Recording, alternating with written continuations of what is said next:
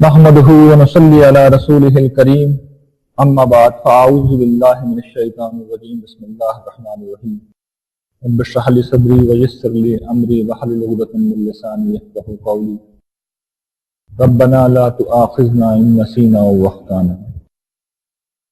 حاضرین گرامی قدر، آج جو آیات ہم پڑھیں گے ان کا تعلق سورہ معارج سے ہے، اور جو عنوان ہے وہ اس مجموعے کی جو آخری آیت ہے وہاں سے لیا گیا ہے کہ جن لوگوں کی یہ خصوصیات ہیں جنت میں عزت کا مقام یہی لوگ حاصل کریں گے۔ یہی عنوان ہے کہ جنت کی عزت کا مستحق کون۔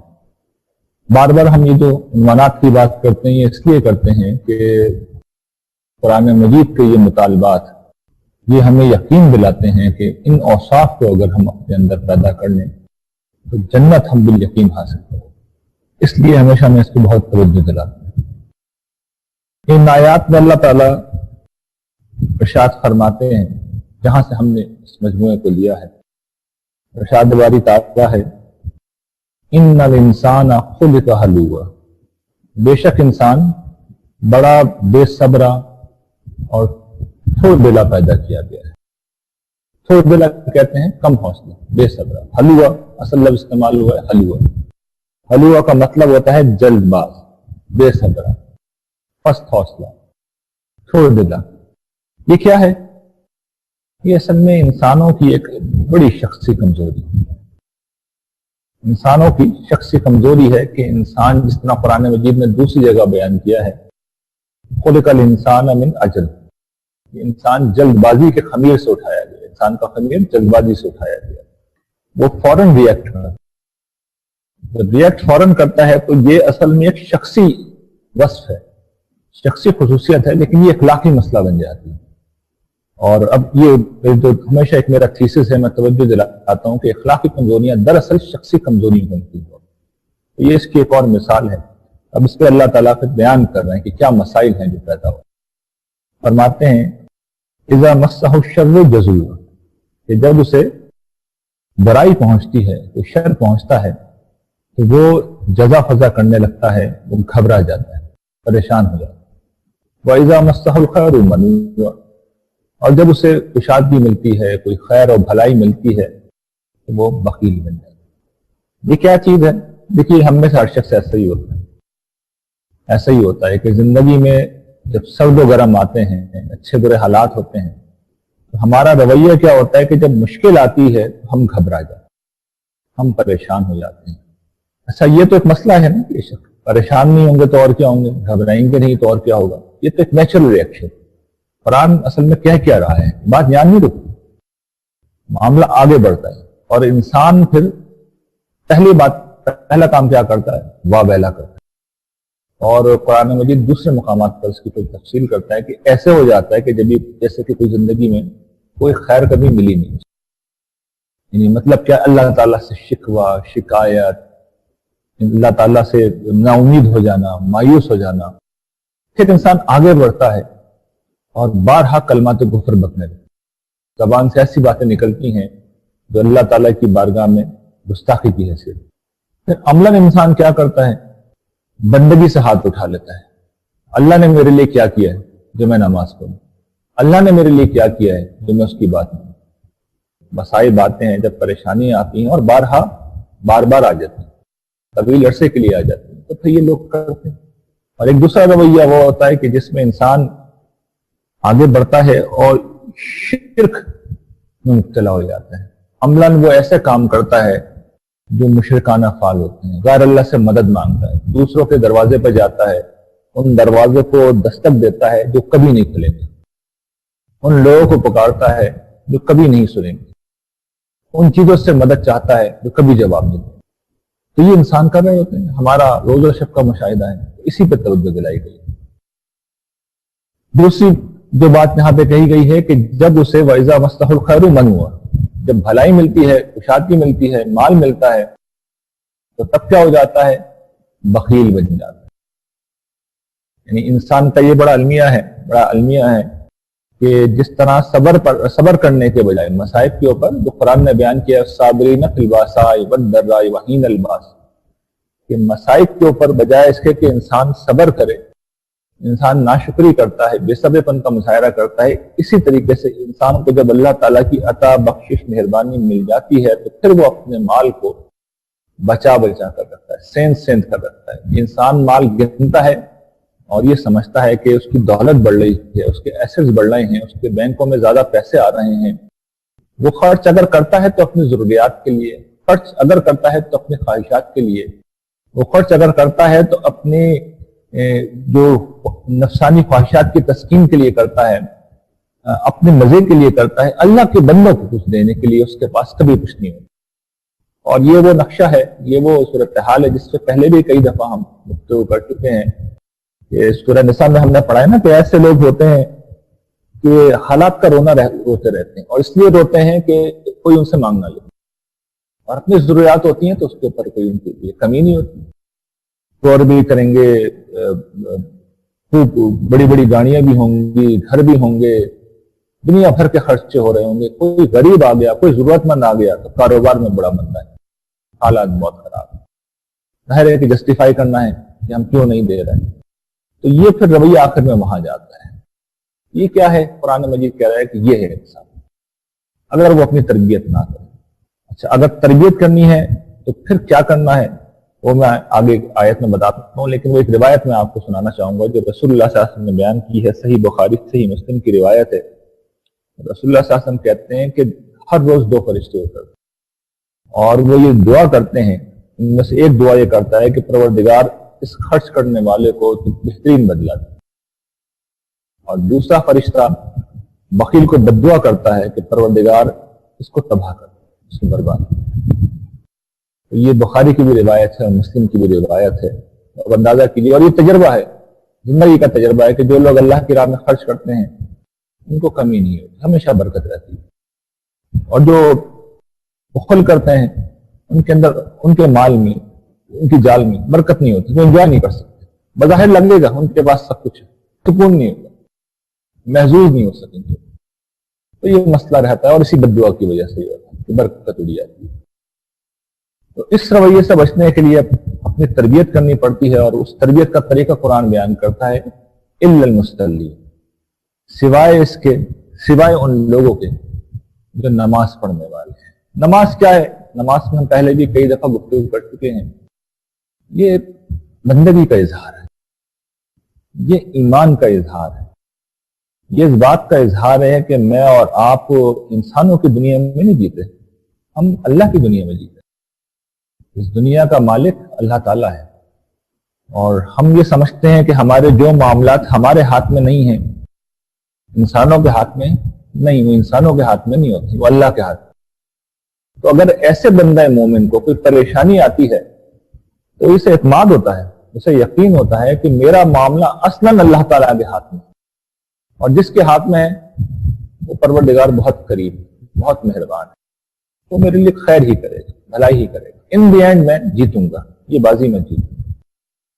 وقتی طور پہ تو یقیناً تکلیف ہوتی ہے، یعنی یہ تو نہیں ہو سکتا نا کہ تکلیف آئے اور آدمی کو محسوس نہ ہو، بیماری آئے اور انسان پریشان نہ ہو، مسائل ہوں اور انسان پریشان نہ ہو، وہ بیان بھی کرے گا، لوگوں سے ذکر بھی کر دے گا، ٹھیک ہے، یہ سارے معاملات ہو رہے ہوں گے، وقتی طور پہ شاید دل برداشتہ بھی ہو جائے، لیکن نماز اسے لے کے آتی ہے، یہ یقین دلاتی ہے، یہ اعتماد دلاتی ہے کہ تمہارا رب ہے، وہ تمہیں بچا لے۔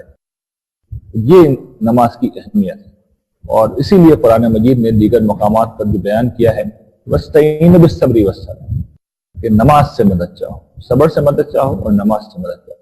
نماز کی سگنیفیکنس ہے، یہ اہمیت ہے کہ یہ اللہ تعالیٰ سے انسان کو روشناس کراتی ہے، یاد دلاتی ہے اسے، انسان بھول جاتا ہے نا، تو یاد دلاتی ہے کہ تمہارا رب ہے، تم نے نماز میں آ کے اسے نہیں چھوڑا، تم نے نہیں چھوڑا، تم نے کمزور ہو کے نہیں چھوڑا، عاجز ہو کے نہیں چھوڑا، پریشان ہو کے نہیں چھوڑا، تو کہ اللہ تعالیٰ چھوڑ دیں گے؟ یہ کیسے ہو سکتا؟ یہ ہو نہیں سکتا۔ تم نے کمزور ہو کے نہیں چھوڑا تو طاقتور ہو کے کیسے چھوڑ سکتا ہے؟ تم نے عاجز ہو کے نہیں چھوڑا وہ قادر مطلق ہو کے کیسے چھوڑ سکتا ہے؟ تم حقیر ہو کے نہیں چھوڑ رہا ہے وہ بلند اور اعلیٰ ہو کے کیسے چھوڑ سکتا ہے؟ اطمینان رکھو، تم نے نہیں چھوڑا، وہ بھی نہیں چھوڑے گا. دوسرے پہلو سے نماز کیا یقین دلاتی ہے کہ میرا رب ہے, اگر میں کچھ خرچ کروں گا مال کو تو میرا اجر اس کے ہاں محفوظ ہے, وہ مجھے لوٹائے گا کم سے کم 10 گنا, زیادہ سے زیادہ 700 گنا. اور نصرت دین کے لیے کروں گا تو بے گنتی لوٹائے گا, اپنے اوپر قرض سمجھ کے لوٹائے گا, اپنی شان کے مطابق لوٹائے گا. تو یہ ایمان ہے جو دونوں پہلوؤں سے انسان کو اپنی جگہ پا بڑھ جاتا ہے.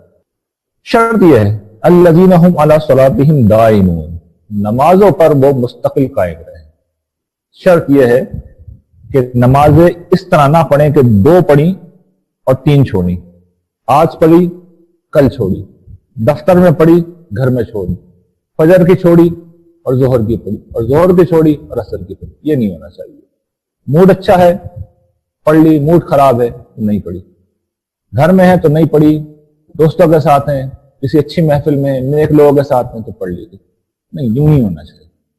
نماز یا بندگی جو ہے وہ دیکھیے صحرا کی بارش نہیں ہوتی.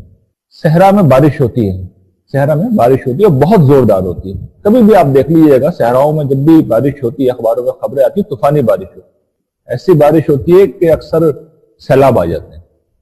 لیکن صحرا کی بارش کا یہ مسئلہ ہے کہ وہ صحرا کو سرسبز نہیں کرتی. کیوں؟ سال میں ایک دفعہ ہوتی ہے, 2-4 سال میں ایک دفعہ ہوتی ہے.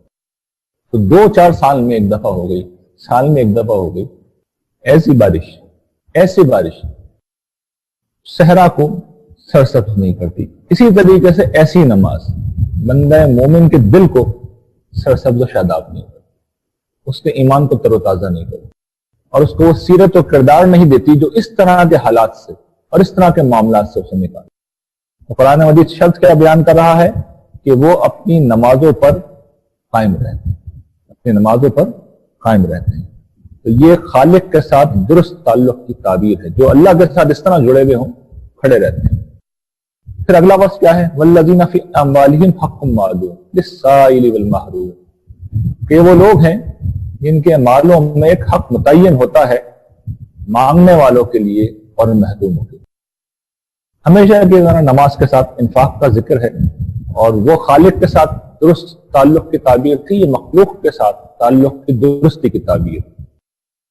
اور یہاں پر اس کو حق معلوم کیوں کہا گیا ہے؟ مطلب یہ متعین حق ہے. اس کا مطلب صرف یہ نہیں کہ زکوٰۃ جو ہے, زکوٰۃ وہ ایک حق ہے 2.5% یا 10% زکوٰۃ دیتے ہیں, نہیں, معاملہ صرف اتنا نہیں ہے, بلکہ اس کے ساتھ قرآن مجید یہ واضح کر رہا ہے کہ, اور یہ زمانہ قدیم سے دستور تھا اور آج بھی اچھے لوگوں کا یہ دستور ہے کہ ان کے پاس جب مال آتا ہے تو وہ ایک حصہ الگ کر لیتے ہیں.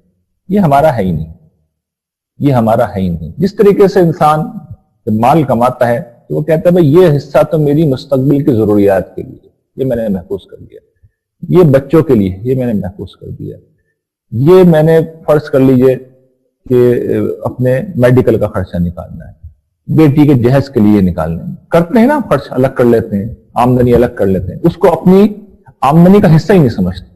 بالکل یہی تصور ہے. اہل ایمان اپنی آمدنی کے معاملے میں اسی طرح اس پہلو سے بھی حساس ہوتے ہیں کہ ایک حصہ آیا تو یہ میرا ہے ہی نہیں, یہ تو اللہ کے بندوں کا ہے. کس کا ہے؟ مانگنے والوں کے لیے اور محروم کے لیے. مانگنے والا کیا ہے؟ دیکھیے, وہ شخص ہے جو اپنی ضرورت کو بیان کر دیتا ہے. ایسے لوگوں کو زیادہ تحقیق ہمیں نہیں کرنی چاہیے. لیکن چونکہ یہ محروم کے بالمقابل میں آ رہا ہے, یہاں سے اشارہ نکلتا ہے کہ ان مانگنے والوں کا حق ہے جو محروم ہے. یعنی اگر آپ کو کسی بھی طریقے سے اطمینان ہو جائے کہ پروفیشنل آدمی دھوکہ دے رہا ہے, بیوقوف بنا رہا ہے, اس کی ضرورت نہیں ہے, پھر آپ دینے کے پابند نہیں, چاہے وہ مانگ رہا ہو.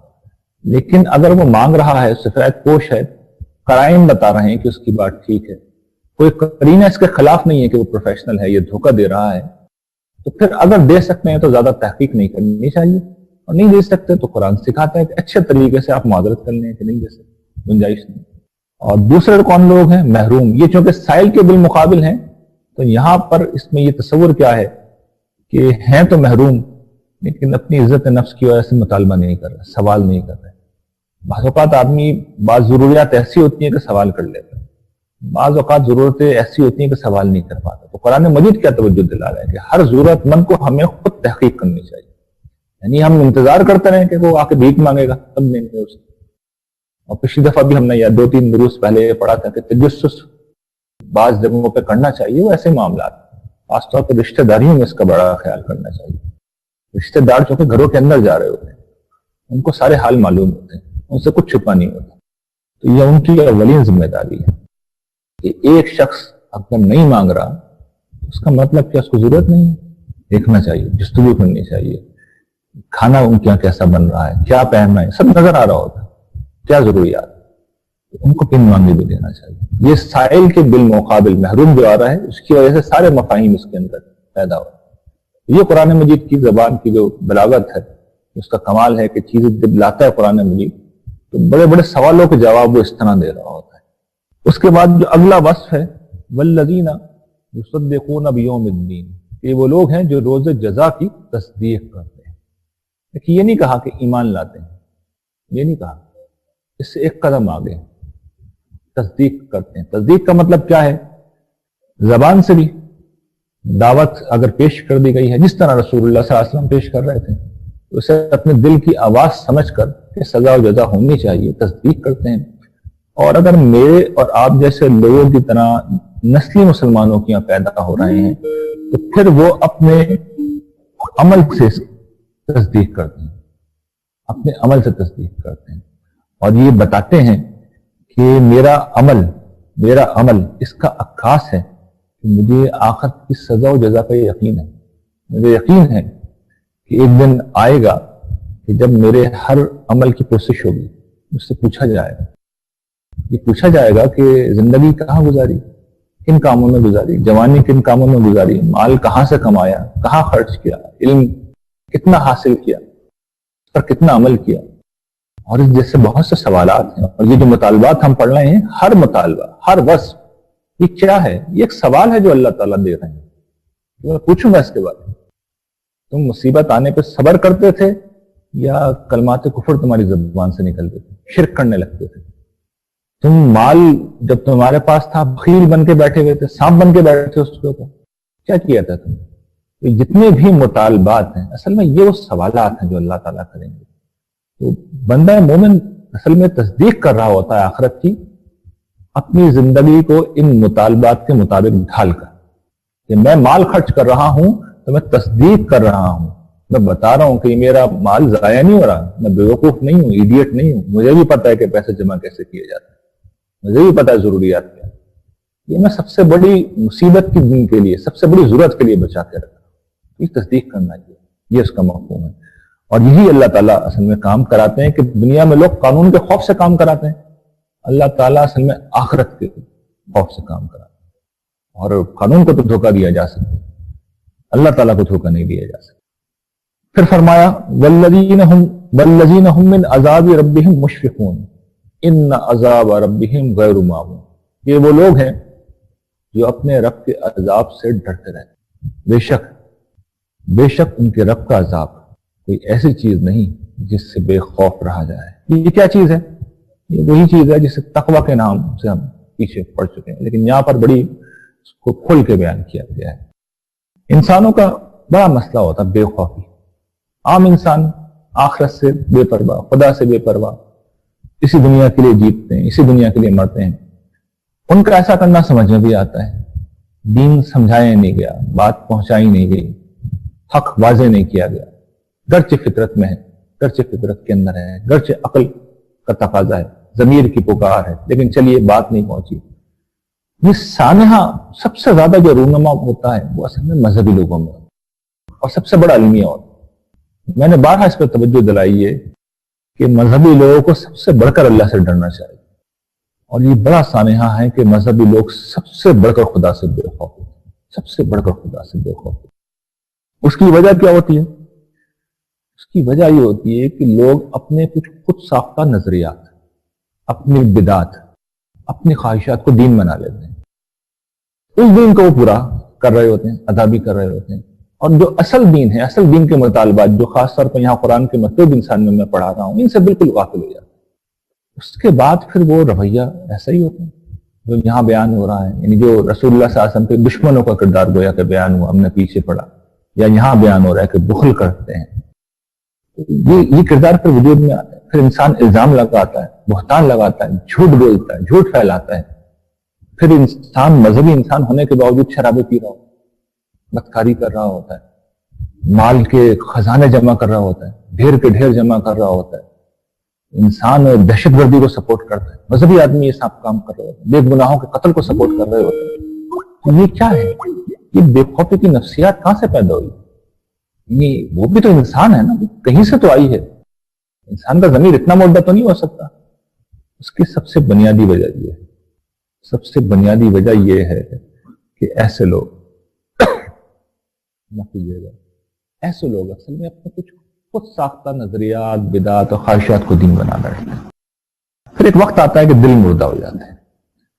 اور ایسا نہیں کہ ان لوگوں کو پتہ نہیں ہوتا کہ یہ سب دینی تعلیم, پتہ ہوتا ہے یہ بھی دینی تعلیم, لیکن پھر ایسے ایسے واقعات ہیں, میں اگر سنانا شروع کروں اور بیان کرنا شروع کروں, یہ ماتم کیا جانے کے قابل ہے, رونے کے قابل ہیں, افسوس کرنے کے قابل ہیں جو مذہبی کردار ہے. اور میرا بھی شاید ایسا ہی, ہم سب کسی نہ کسی تعلق سے اس میں شریک ہیں.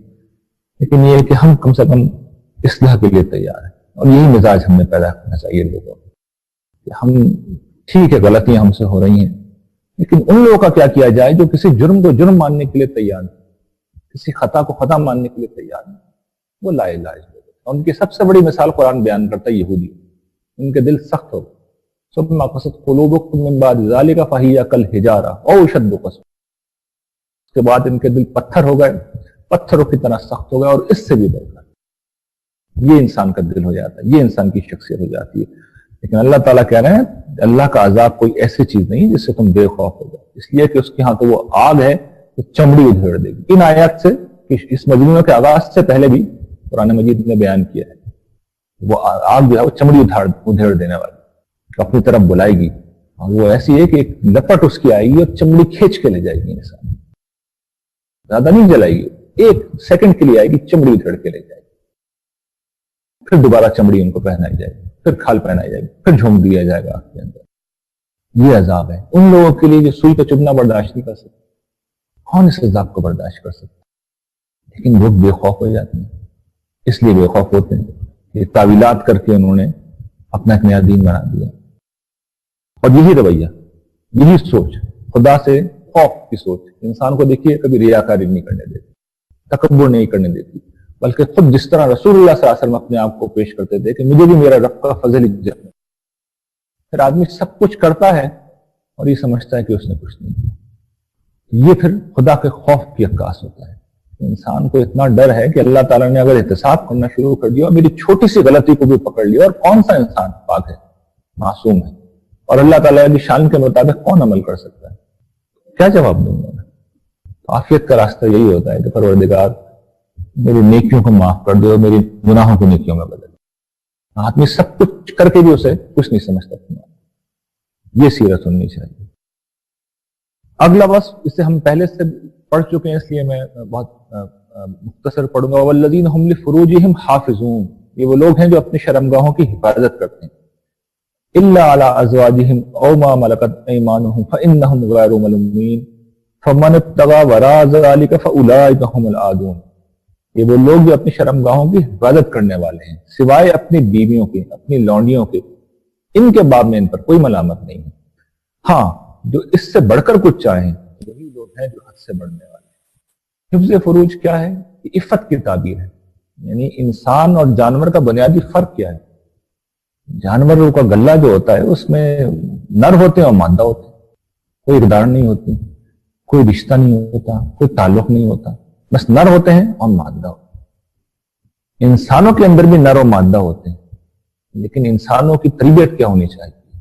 اللہ تعالیٰ کیا چاہتے ہیں کہ جانور بن کر عورتوں کو دیکھ کے انسان جانور نہیں بن جاتا. انسان کی ایک ضرورت ہے, فطری ضرورت, اس کا دائرہ اللہ تعالیٰ نے بیان. بیویاں ہیں ان کا ذکر کر دیا.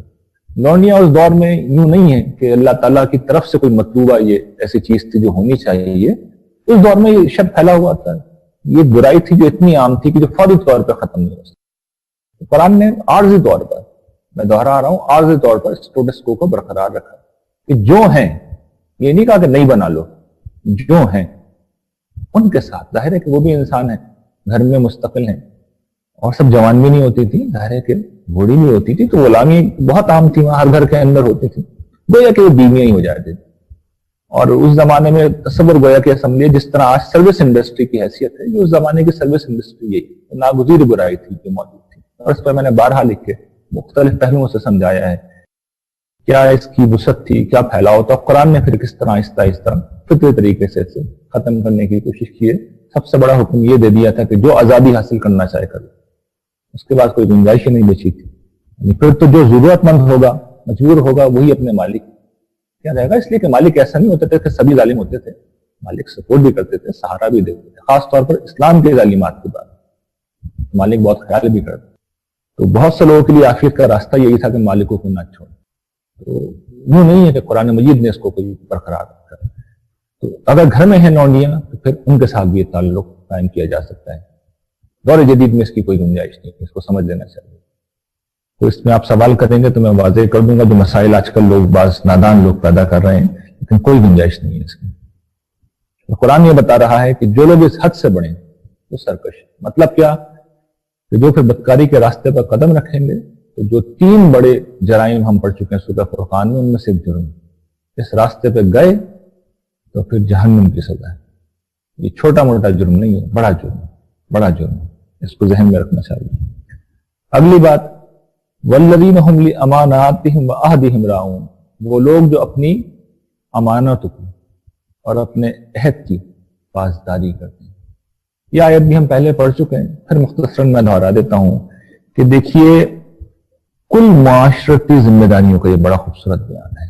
دیکھیے ذمہ داریاں کیا ہوتی ہیں. کچھ تو وہ ہوتی ہیں جو فطری طور پر، سماجی طور پر، قانونی طور پر ہمیں دے دی جاتی ہیں. ذمہ داری ہمیں دے دی جاتی ہے. کچھ ذمہ داریاں ہم آگے بڑھ کر لیتے ہیں. جو دے دی جاتی ہیں وہ اصل میں امانت ہے، جو ہم آگے بڑھ کے لیتے ہیں وہ عہد ہے. پوری ذمہ داریاں اس کے اندر آتی ہیں. اب مثال کے طور پر جو امانتیں ہمیں دے دی جاتی ہیں فطری طور کی اوپر اگر دے دی جائیں، تو ایک مثال ہے اولاد، طاقت، صحت. یہ سب اللہ تعالیٰ نے دی ہے نا. اولاد اللہ نے دی ہے، طاقت اللہ نے دی ہے، صحت اللہ نے دی ہے، جوانی اللہ نے دی ہے. یہ امانت بھی ہے، پوچھیں گے اس کے بارے میں. ہم تو یہ سمجھتے ہیں کہ پیسے رکھوا دیے کسی نے، وہ امانت ہے. وہ بھی امانت ہے، لیکن وہ کیا ہے؟ باقاعدہ قانونی چیز ہے، یہ فطری چیز ہے. اسی طریقے سے جو عہد ہے وہ فطری بھی ہوتا ہے. فطری عہد کیا ہے؟ جو ہماری فطرت میں پیوست ہے، عہد الس سے، بندگی کا عہد. سماجی عہد بھی ہوتا ہے، جب ہم کسی عورت کو اپنے گھر بیاہ کے لاتے ہیں، بے شک اس کی ایک قانونی کانٹریکٹ بھی ہے، لیکن اصلاً یہ سماجی عہد ہے. ہم سماج کو جمع کرتے ہیں. یہ بھی آج کل جو ایک بحث کھڑی ہو گئی کہ 2 گواہ ہوں تو نکاح ہو جاتا ہے، وہ لوگوں نے کم سے کم شرط رکھی ہے کہ اتنے تو ہونے چاہیے. سوال پیدا ہو گیا نا قانونی طور پر. ورنہ اصل قانون کیا ہے؟ سماج کو جمع کریں. سماج سے مراد یہ جو میرے آپ کے جاننے والے ہوتے ہیں، میرا آپ کا سماج وہ ہوتا ہے. 2 مردوں کی گواہی سے نکاح نہیں ہو رہا ہوتا. مجمع کو اکٹھا ہونا چاہیے، سب کو پتا ہونا چاہیے کہ یہ مرد، یہ عورت آج سے یہ اب میاں بیوی بن کے رہ رہا ہے. اب ان پہ کوئی زنا کی بہتان نہیں لگائے گا. ان کی اولاد کو ان کی اولاد مانا جائے گا. باقی ساری چیزیں جو ہیں وہ فارمیلٹیز ہیں.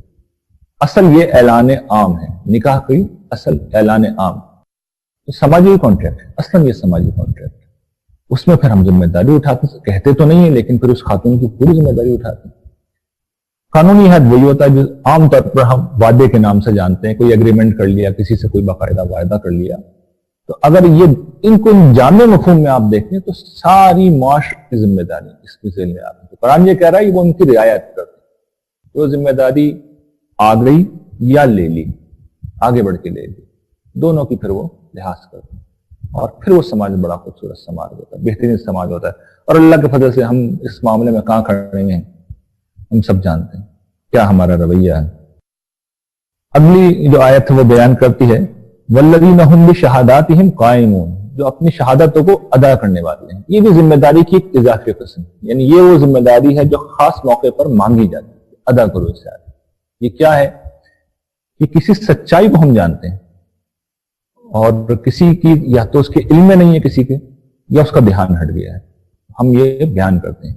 مثال کے طور پر دینی حوالے سے ہماری ذمہ داری ہے تواصی بالحق تواصی بالصبر. یہ ہر مسلمان کی ذمہ داری ہے کہ کوئی شخص حق حق سے ہٹ رہا ہے اس کو واپس لائیں، بتائیں کہ بھائی حق یہ ہے، تم ظلم کر رہے ہو کسی کے اوپر، آپ زیادتی کر رہے ہیں، آپ منکر کا ارتکاب کر رہے ہیں، آپ معروف کو چھوڑ رہے ہیں. تو ضروری نہیں کہ لٹ لے کے کھڑے ہو جائیں، ذلیل کر دیں کسی کو. نرمی سے، محبت سے، شائستگی سے بتانا چاہیے، خاموش نہیں رہنا چاہیے. یہ بھی یہی شہادت ہے جو ادا کرنی چاہیے. اور جس کو بالعموم شہادت کہتے ہیں وہ یہ کہ کسی واقعے کی آپ گواہی دیں اور سچی گواہی دیں. اور قرآن پھر دیگر مقامات پر اس کو واضح کرتا ہے کہ اس میں کوئی ٹیڑھ میڑھ نہیں ہو سکتی، بات جو ہے بیان ہی وہی بیان کرنی ہوگی. معاملہ اپنا ہو، رشتہ داروں کا ہو، بالکل صحیح بیان کرنا ہوگا. اگر دشمن کا ہے تب بھی سے بیان کرنا ہوگا. بھاگ بھی نہیں سکتے اور جھوٹی گواہی بھی نہیں دے سکتے. اس میں سے ہر کام بدترین گناہ ہے. حضور نے تو اتنے سخت قسم کا تبصرہ کیا جھوٹی گواہی کے. آپ نے بڑے گناہوں کو جب گنوایا موقع پر تو شرک، والدین کی نافرمانی اور پھر جھوٹی گواہی. جیسے ہی آپ جھوٹی گواہی پہ پہنچے آپ ایک لگائے ہوئے تھے، اٹھ گیا اور آپ نے کہا جھوٹی گواہی، اور اتنا دہرایا کہ حضرت ابو بکر کہنے لگے ہم خیال یہ کرنے لگے کہ حضور خاموش نہیں ہوں گے اس کے بعد. اتنا دہرایا حضور نے. جھوٹی گواہی یہ بڑے جرائم میں سے جو ہے. اگلا بس والذین هم علی صلاتهم یحافظون، یہ وہ لوگ ہیں جو اپنی نمازوں کی حفاظت کرتے ہیں. نماز سے معاملہ شروع ہوا تھا، نماز پر ہی ختم ہو رہا ہے. استقامت کا شروع میں حکم دیا گیا تھا اور یہاں پر یہ کہا جا رہا ہے کہ وہ اپنی نمازوں کی حفاظت کرتے ہیں. حفظ صلاۃ بڑی جامع تعبیر ہے. ہر طرح کے حالات میں نماز پڑھائیں گے، نماز کو اس کے وقت کے اوپر پڑھیں، جماعت کا جتنا اہتمام ہو وہ کریں. خاص طور پر جمعہ اور عیدین میں تو لازماً جماعت کا اہتمام کریں. اس کے اراکین، تعدیل ارکان بالکل ٹھیک طرح ادا کریں. قرآن مجید اتنا یاد کریں، اذکار کو یاد کریں جو ضروری اذکار ہیں. ان سب چیزوں کا اہتمام کرنا چاہیے. یہ دین دیکھیے بڑا قرآن نے کمال کیا، یہیں سے شروع ہوا اور یہیں پہ ختم کیا. یعنی مطلب کیا ہے؟ نماز تعبیر ہے خدا کی یاد، خدا کی اقیم الصلاۃ لذکری، اللہ کی یاد کی تعبیر ہے. جو حضرت موسیٰ کو اللہ تعالیٰ نے کہا تھا نماز قائم کرو میری یاد کے لیے. اللہ یاد ہے، باقی چیزیں بھی یاد ہے. اور اللہ یاد نہیں ہے. اور اللہ یاد ہے سے مراد کیا ہے؟ وہ والا اللہ نہیں جس میں صرف زبان سے الفاظ نکل گئے ہوتے ہیں. وہ اللہ جو قرآن مجید میں بیان ہوا ہے. قرآن مجید اساس ہے، بنیاد ہے، جڑ ہے، یہ محور و مرکز. اس کی بنیاد کی جو دین ہے وہ ٹھیک دین ہے. جب یہ سب کر لیا تو نتیجہ سن لیجیے، اولئک فی الجنات مکرمون، ان کا بدلہ کیا ہوگا کہ جنت کے باغوں میں.